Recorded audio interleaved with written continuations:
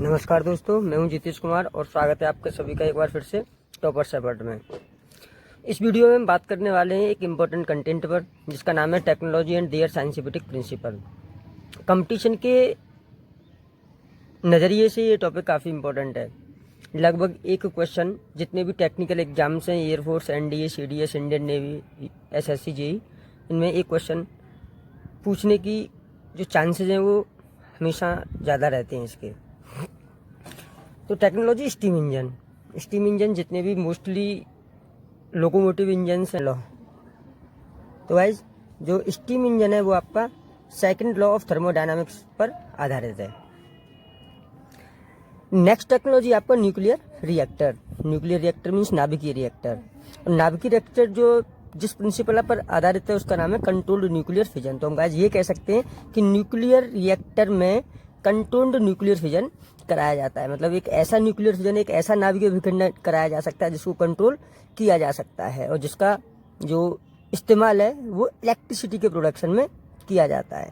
तो गाइस आपको याद रखना है कि कंट्रोल्ड न्यूक्लियर फिजन की हेल्प से न्यूक्लियर रिएक्टर के द्वारा इलेक्ट्रिसिटी का प्रोडक्शन किया जाता है, जिससे हम कह सकते हैं कि न्यूक्लियर एनर्जी को इलेक्ट्रिकल एनर्जी में चेंज किया जाता है। और मेजरली आजकल जितने भी डेवलप्ड कंट्री हैं जैसे आपका USSR, जिनमें न्यूक्लियर एनर्जी की हेल्प से इलेक्ट्रिक का प्रोडक्शन ज़्यादा तौर पर किया जा रहा है।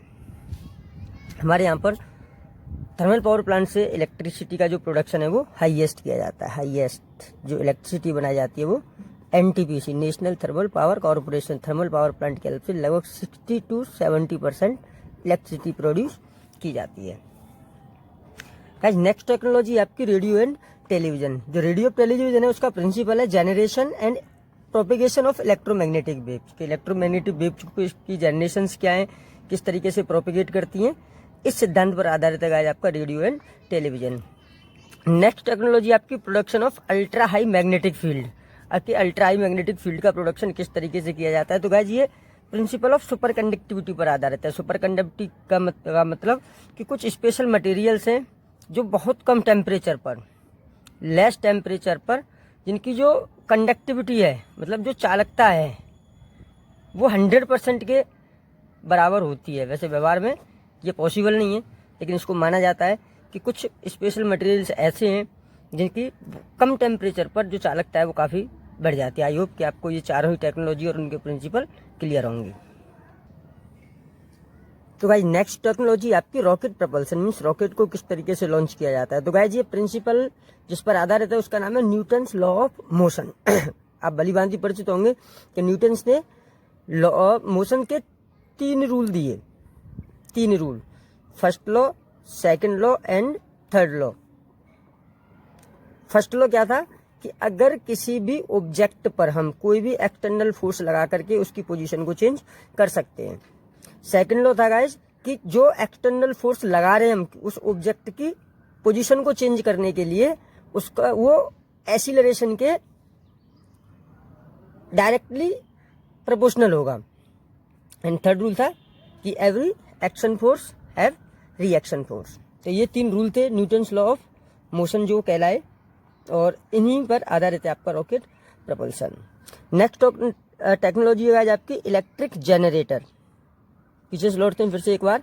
एक चीज और याद रखनी है आपको कि फर्स्ट लॉ के द्वारा फोर्स को डिफाइन किया जाता है, फोर्स को डिफाइन किया जाता है, और सेकंड लॉ के द्वारा फोर्स का फॉर्मूला दिया जाता है, फोर्स का फॉर्मूला। तो ये दोनों चीजें इंपॉर्टेंट है, डायरेक्टली पूछ जाती है।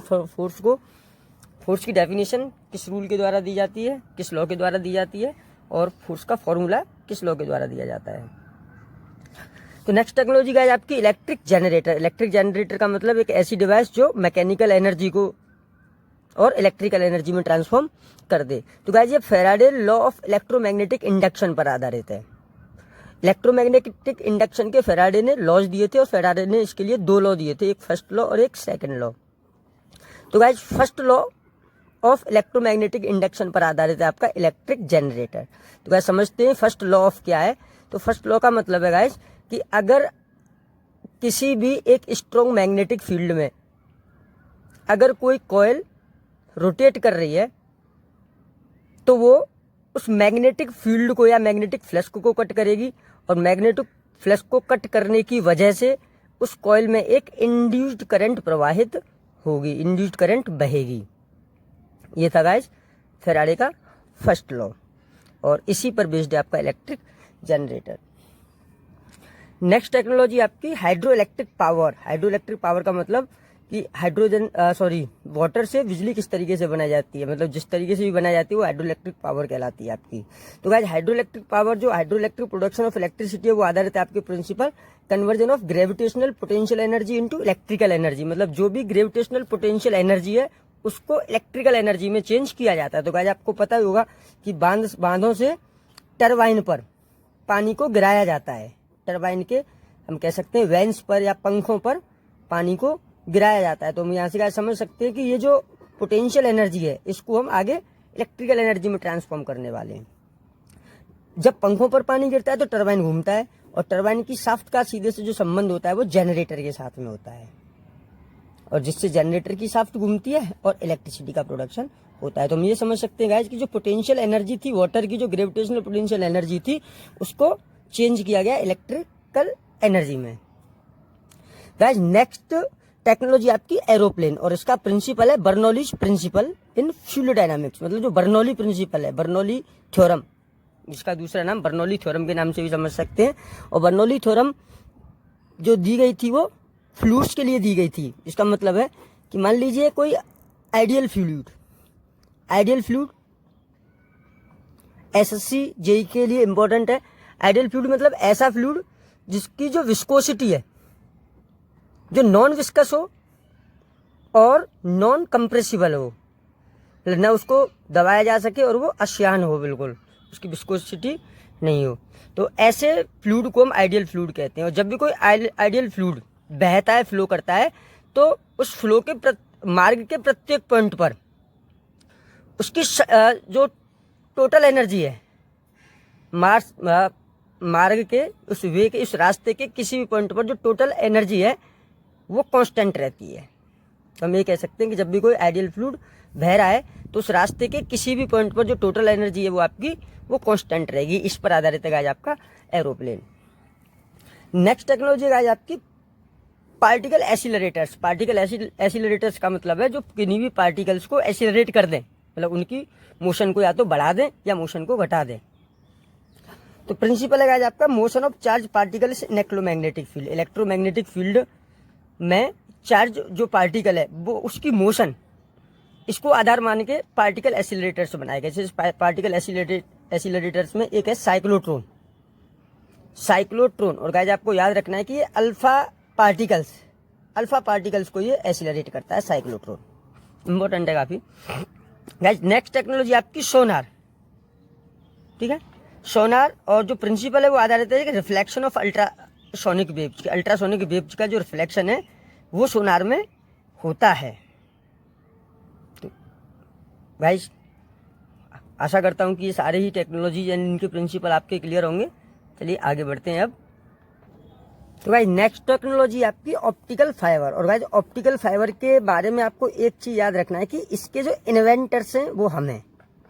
इन्वेंटर्स हम मतलब इंडियंस हैं, मतलब इंडिया ने ही सबसे पहले ऑप्टिकल फाइबर्स को इन्वेंट किया है।